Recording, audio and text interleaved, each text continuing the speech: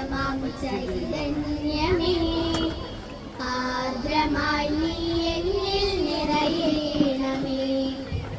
ആദ്യാക്ഷരത്തിന്റെ മാധുര്യമായി ഓരോ ദിനങ്ങളും വിടരണമേ.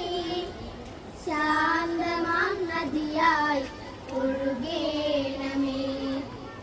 ആദ്യമധ്യാന്തമാം ചൈതന്യമേ, ജ്ഞാനവിജ്ഞാനങ്ങളാകും ഫലങ്ങളിൽ ജീവിതവൃക്ഷത്തിൽ തളിരാക്കണേ.